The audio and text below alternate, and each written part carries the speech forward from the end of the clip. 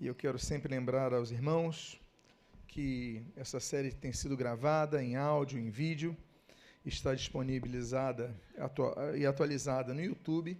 Então, se você perdeu alguma mensagem dessa série, você pode obtê-la diretamente através dessa rede social, onde está, então, disponibilizada. Também quero dizer aos irmãos que essa série de mensagens, todos os slides que nós temos colocado aqui, eles estão disponibilizados também nesse livro, que é o livro homônimo a esta série. Então, todos os textos, os slides estão aqui. Ainda aqui, em todas as poltronas de nossa igreja, nós tenhamos braços para anotação, assim como papéis e canetas à disposição para que você possa, então, fazer as suas anotações, a fim de que possa depois estudar e se aprofundar mais sobre o assunto. Vamos orar? Pai amado, nós te louvamos, nós te agradecemos e nós te glorificamos, porque a tua obra é tão grande, Pai. Nós somos tão pequenos, temos tantas coisas a descobrirmos da tua grande obra, as quais nos revelastes na tua palavra e das quais nós aqui estamos, Pai, humildemente buscando conferir dos tesouros escondidos em vasos de barro. Por isso, pedimos a tua capacitação, nos ajude, a fim de que nós logremos êxito ao descobrir mais de tuas riquezas. E o que nós pedimos, nós te agradecemos em nome de Jesus. Amém e amém. Nós, então, na última semana, nós terminamos com o dia 3º da criação, e hoje eu devo dar uma palavra mais breve, porque o meu objetivo é que, na próxima ocasião que nós dermos esse estudo, nós tratemos do dia 6º, que é um dia muito importante, um dia muito intenso, um dia de grande duração. Então, nós vamos hoje trabalhar no 4º e no 5º dia da criação. Ok. Hoje nós vamos falar sobre os astros e a contagem do tempo, no 4º dia, quanto ao 4º dia. No 4º dia é que se possibilita a contagem do tempo.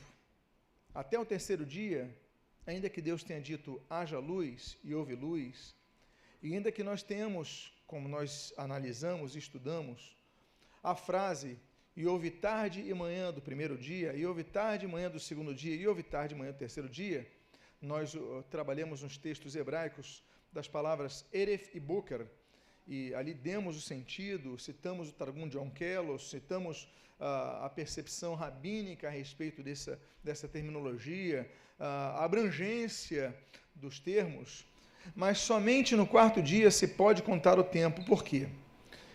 Porque, em primeiro lugar, antes do 4º dia, quando vai surgir o sol, ele surge na perspectiva humana, mas Deus já tinha criado os luzeiros antes desse 4º dia. Bom, vamos ler então a respeito do 4º dia? Gênesis capítulo 1, abra a sua Bíblia, versículo 14 até o versículo 19. Gênesis 1,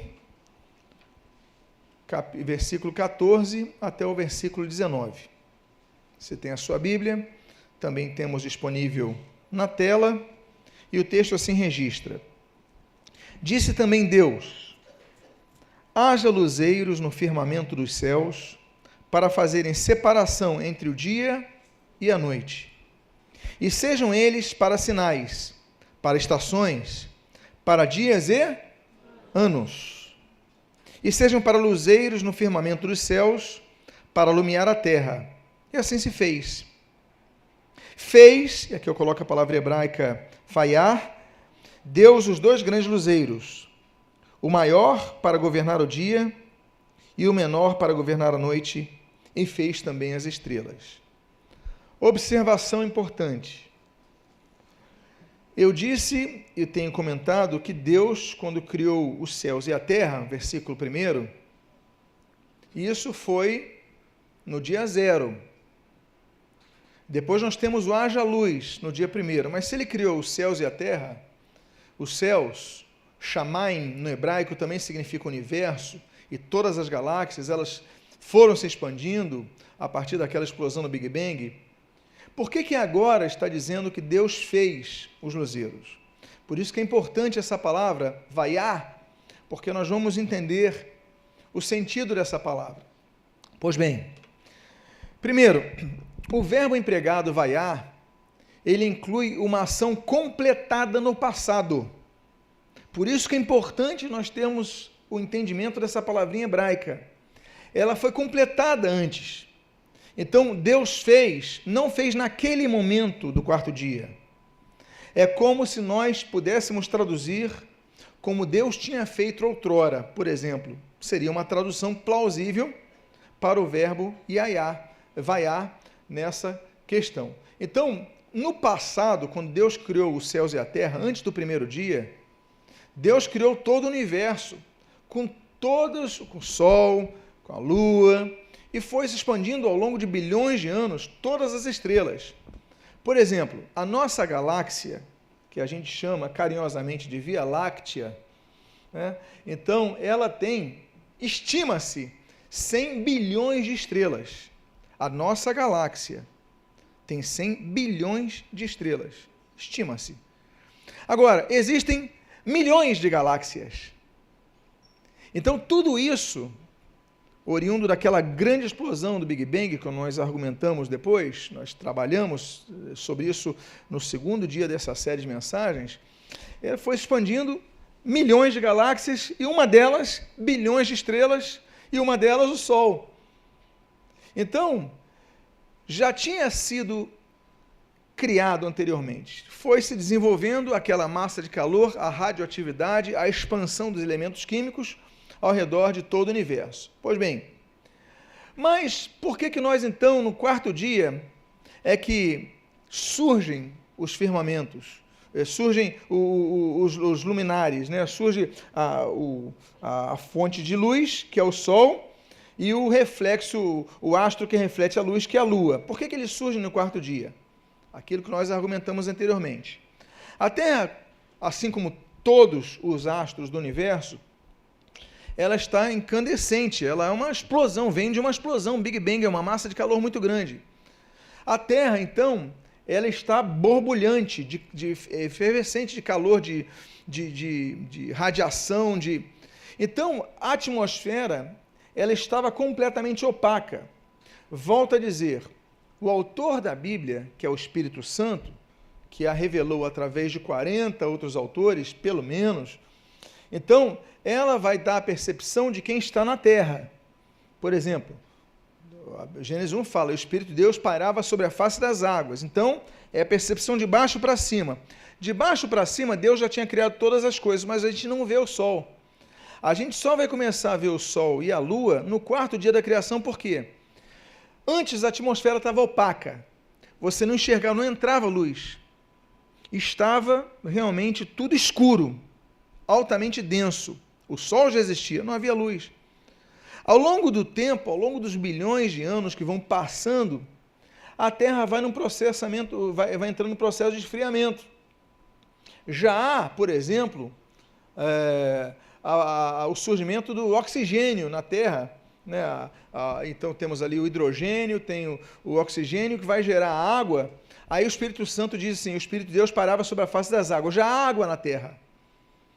Só que a água está borbulhante, quente, há muitas fendas. As placas tectônicas estão abertas. Então, o interior da Terra é níquel, né? Aquele fogo, é muito calor. Então a atmosfera está opaca. Ela começa a ficar translúcida. Mas no quarto dia da criação, nessa quarta grande era da criação, ela já vai deixando de ser translúcida e ela já vai ficando transparente. E com isso, já se consegue então entender o que é dia e noite, e não tarde e manhã. Ou seja, a partir do quarto dia da criação, quando já dá para perceber o sol, o pôr do sol, o nascer do sol, como nós dizemos, e depois o pôr do sol, o crepúsculo, aí vem a noite, você começa então a lograr a possibilidade de contar os dias. É por isso que a gente vai começar a ter possibilidade, a partir do quarto dia, quando temos a percepção do Sol, então já se vê da Terra, a atmosfera já tá transparente, já começa a se ver o Sol que já tinha sido criado há bilhões de anos, mas que Deus fez, a ação passada, ou seja, que Deus já tinha feito, então começa-se a compreender melhor isso. Por isso que já se dissipando aquela opacidade, e já estando transparente, você começa a ver, então, o Sol e a Lua também, porque a Lua era impossível de se ver. O Sol ainda dá, mas a Lua não. Até porque a Lua tem a sua localização, às vezes está a Lua cheia, mas já se consegue ver aquele haste, ou seja, já está transparente. É por causa disso que no versículo 14, a Bíblia diz, como você leu, que já dá para haver distinção entre dias e anos, corroborando então essa ideia de que a gente já começa a perceber a questão dos 365 dias que a Terra consegue então fazer aquele movimento. Lembrando que os 365 dias é a percepção da Terra. Em Mercúrio é outra contagem. Em Saturno tem outra contagem, como nós aqui já falamos. Então, a partir do quarto dia já se começa a ter essa percepção. E como a atmosfera ela está menos densa, ela está então mais, eu vou colocar um termo aqui, respirável, se me permitem, então já começa a haver estabilidade ou estabilização da temperatura. Ela já não está tão quente, a água já não está fervilhando. Então, nesse quarto dia da criação, que abrange milhões de anos, então já há uma estabilidade e começam a surgir as estações, como nós lemos entre o versículo 14 e o versículo 19. Por quê? Porque há uma contagem do ano, estabilização de temperatura e, por causa disso, já começa a haver uma viabilidade para o surgimento da vida, a vida biológica na Terra. Por quê? Há uma estabilidade. Há, por exemplo, 2 períodos regulares, que é o verão e o inverno, e os 2 períodos intermediários, períodos de ligação, que é o outono e a primavera. Então, com a estabilidade climática, além da estabilidade geológica, como nós falamos, a Terra mudou de polo 400 vezes e tudo mais, aquelas fracções, então já começa a Terra a estar preparada para receber vida biológica. E aí que nós vamos tratar quando falarmos do 6º dia. Pois bem, então, passado o 4º dia, que é esse período de estabilização, quando então da Terra se começa a ver o Sol e já se consegue ver a Lua, e já se começa então a perceber uma estabilização climática que permita que a Terra seja habitável para pelo menos a vida biológica que nós temos aqui, é que nós então temos o surgimento da vida no 5º dia da criação. Vamos ao 5º dia? Primeiro, o preparo para ver a vida na água, nós temos o oxigênio. O oxigênio, que estava denso, ele começa a se estabilizar. O mundo animal, então, começa a se desenvolver a partir da água. A própria biologia confirma isso. A vida não surge na terra, a vida surge na água. Então, vamos lá. Capítulo 1 de Gênesis, versículo 20 até o versículo 23. Diz o texto sagrado: Disse também Deus: Povoem-se as águas de enxames de seres viventes. Qual é o termo que disse? Povoem-se. Isso é interessante.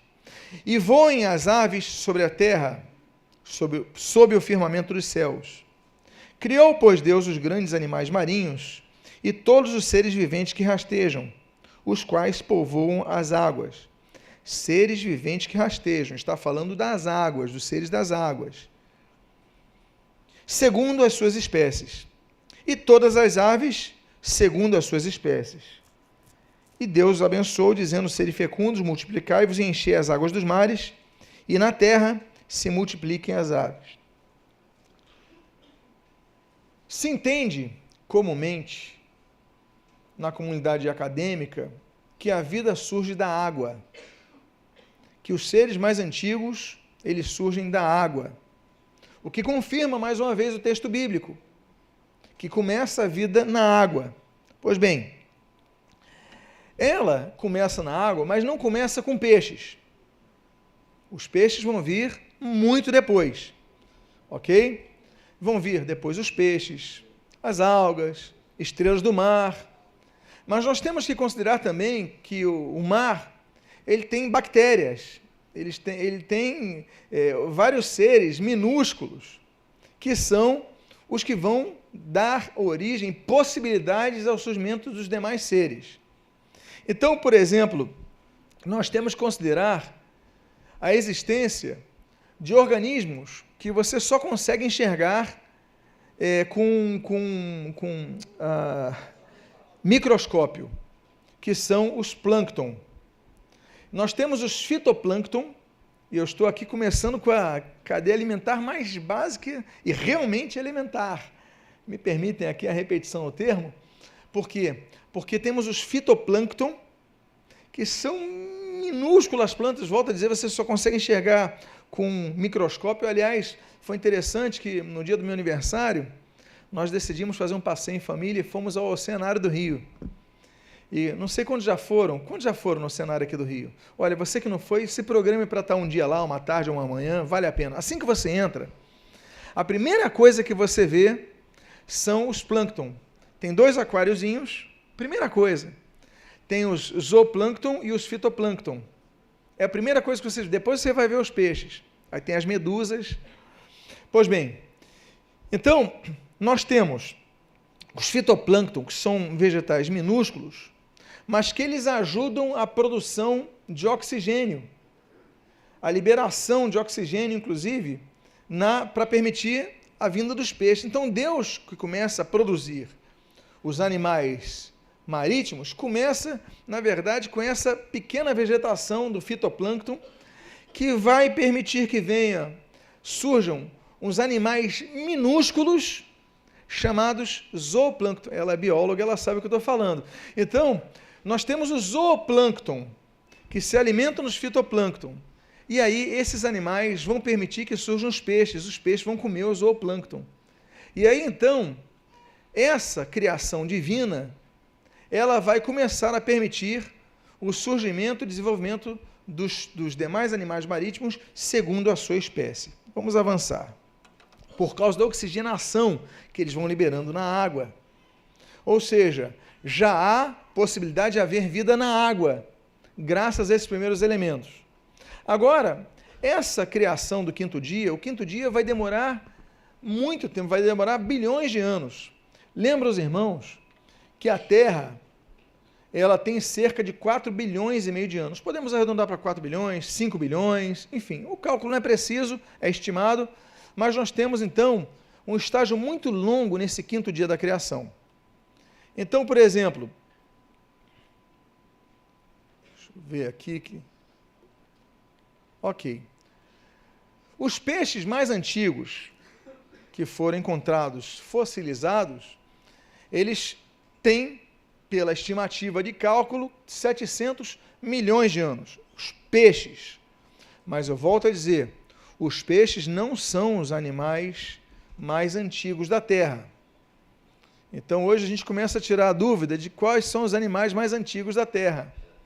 E eu digo para vocês, foram encontrados fósseis de células procarióticas, ou seja, sem núcleo, de 3 bilhões de anos. Foram encontrados algas, fósseis de algas, de 2 bilhões de anos. Então, e corais e peixes gelatinosos, fósseis, de 700 milhões de anos. Nós temos as trilobitas. Nós temos exposição de fósseis trilobitas originais aqui no corredor da igreja, na galeria de arqueologia. As trilobitas, que eram seres que habitavam no fundo dos oceanos, tinham 2 colunas, com cerca de 500 milhões de anos.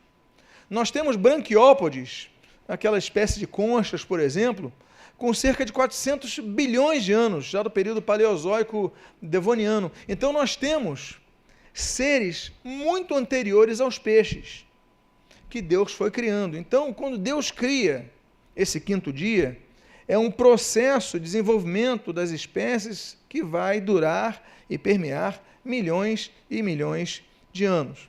Eu coloquei na tela foto de essa foto aqui da galeria que nós temos aqui na igreja. À esquerda, um fóssil de trilobita, que está ali, você no final do culto pode ver, e à direita, os fósseis de branquiópodes. E eles então estavam incrustados, foram encontrados num sítio a 1.200 metros de altura, ou seja, na montanha, mas lembrando que esses seres habitavam no fundo dos mares. Esses são fósseis originais que você tem à sua disposição para você poder conferir depois ali ao final do culto. Então, Deus cria, e aí falando do quinto dia da criação, nessa criação no mar, que surge no mar, nós temos 3 grupos distintos e que são interdependentes. Os seres que flutuam, que são os plâncton, eles ficam flutuando, por isso são os alimentos dos peixes. Nós temos os peixes que vivem no fundo do mar, que são chamados de bento, que são esses, como a trilobita, por exemplo, as conchas, etc. E nós temos os seres que nadam, que são chamados de nécton. Então, é um sistema que Deus vai criar ao longo de milhões de anos, nesse quinto dia da criação.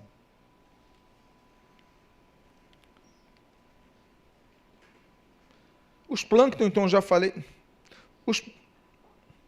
Os plâncton, já falei sobre eles, né, eles flutuam na água, eles permitem, né, a oxigenação da água, então, com isso, vão permitir, Deus, quando cria eles, vai fazer com que se permita, então, a criação de outros animais na água, e nós temos, então, esses seres mais antigos. Nós temos o bento, como eu falei para vocês, bilhões de anos depois do plâncton, surgem, então, os seres que vão habitar no fundo dos oceanos, né? As algas, os crustáceos, as ostras, os moluscos, os demais seres do fundo do mar. Bilhões de anos depois, talvez 1,5 bilhão de anos depois, surgem, então, esses seres que nós temos algas com 600 milhões de anos, nós temos moluscos, fósseis de algas, fósseis moluscos com 400 milhões de anos. Então, como eu falei para vocês, as trilobitas, 400, 500 milhões de anos atrás. E o nécton, que são seres que vão surgir depois, que nós temos, então, os nécton, com aproximadamente 400 milhões de anos, que aí surgem os peixes, além dos peixes, as baleias, aí nós já temos o surgimento dos mamíferos, nós temos as tartarugas, que vão surgindo paulatinamente ao longo do tempo. Pois bem, aí você chega no colégio e o teu professor te ensina sobre o caldo de oparim. O professor te ensina sobre a sopa de oparim. Eu acho que todo mundo já aprendeu sobre isso. Dizendo, não, o surgimento da vida, então, vai ser um acaso, né? E esse é o Oparin, um cientista russo, Alexander Ivanovich Oparin, 1936, e ele vai, então, influenciar com a sua teoria o surgimento da vida. Ele vai dizer que foi um caldo no fundo dos oceanos, aí a pessoa chama de caldo, chama de a sopa de Oparin, quando reações químicas de alta complexidade, elas vão, então, gerar as primeiras moléculas de vida. Aí a gente aprende. Então, tudo o que aconteceu foi um acaso de combinações químicas e surgiu a vida de repente. Ok, essa teoria é interessante. Há plausibilidade nela? Há, só tem um problema que o Horowitz vai discorrer. Qual é o problema? Bom, em 1968, eu falei de uma teoria que estava em voga desde 1936. Ou seja, mais de 30 anos depois, cerca de 30 anos depois, foram falar, essa teoria é interessante, o surgimento da vida através de reações químicas e etc e tal, e sem querer vai surgindo ali. Bom, só que nós temos um cientista da Universidade Yale, Harold Horowitz, que é esse que você está vendo na tela, e ele vai publicar no Energy Flow by Biology os cálculos para que essas reações elas permitissem que houvesse vida. Ele vai falar, então tá bom, vamos calcular quanto tempo seria necessário para a teoria de Oparin ela ser possível. E ele começa a fazer os cálculos para que se formasse uma bactéria apenas. E ele faz os cálculos e, sendo generoso com a velocidade das reações necessárias, seriam necessários cerca para produzir uma bactéria, 5 bilhões de anos. Mais do que o tempo da Terra. E não só isso, mais do que 15 bilhões de anos para produzir uma bactéria. Ou seja, se Oparin tivesse certo, 30 anos depois, vamos fazer os cálculos, ainda não haveria vida na Terra. Porque para criar uma bactéria, ao acaso, pelas convenções, conjunções químicas, demoraria mais de 15 bilhões de anos, ou seja, mais do que a Terra, que tem 4 bilhões e meio, 5 bilhões de anos, mais do que o próprio universo. Ou seja, a teoria de Oparin é somente uma teoria, mas que não é possível, pode acontecer, se tivesse 15 bilhões de anos, a Terra só tem 4 bilhões e meio, quer dizer, é impossível, matematicamente, que a teoria de Oparin pudesse ser confirmada. A criação das aves é interessante, por quê? Porque no último estágio dessa criação, do 5º dia da criação, surgem as aves. Os fósseis das aves mais antigos, eles têm 150 milhões de anos. Inclusive, foi encontrado há pouco tempo fósseis de aves na China. Coisa de 2 meses atrás, fósseis mais antigos até, mas nessa média, já tem uma datação. Ou seja, a atmosfera já tinha possibilidade de permitir criaturas que vivessem fora da água. Então, há 2 possibilidades. Alguns, por exemplo, entendem que, e é uma possibilidade, que as aves tenham vindo dos répteis. Tanto é que as aves mais antigas, você vê aquelas aves, parecem répteis. Elas abrem até aqueles dentes, não sei se você já viu em alguns desenhos, as aves, não estou falando do pássaro-pombo, estou falando dessas gracinhas, o canarinho, estou falando daqueles seres enormes. Então, que tem aparência de réptil, por quê? Porque se entende que são répteis que foram ganhando asas e começam a ganhar os ares. E os répteis vêm da água. Nós temos aí o jacaré, o crocodilo, etc. Então você tem uma origem na água. Então esse 5º dia, ele é todo interligado. Por quê? Porque a vida que Deus vai criar, ela é criada a partir da água, e da água ela vai indo para a terra.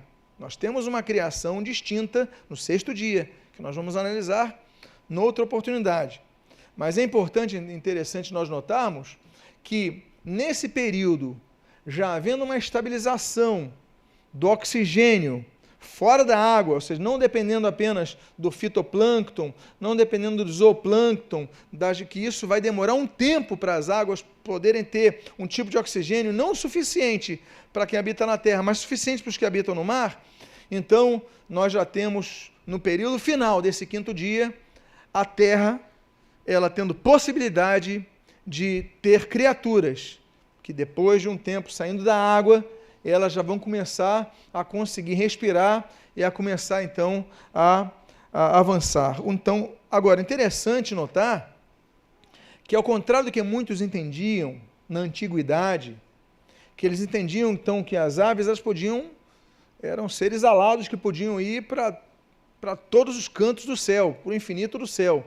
Mas a Bíblia não, a Bíblia ela já coloca o limite, diz assim, e voem as aves, no versículo 20, sobre a terra, mas sob o firmamento do céu, ou seja, havia um limite das aves, as aves não ultrapassariam, né, o limite do oxigênio que lhes seria imposto. Ok, eu não vou avançar aqui, eu vou terminar por agora, porque depois nós entraremos então no 6º dia, na continuação dos nossos estudos. Amém, queridos?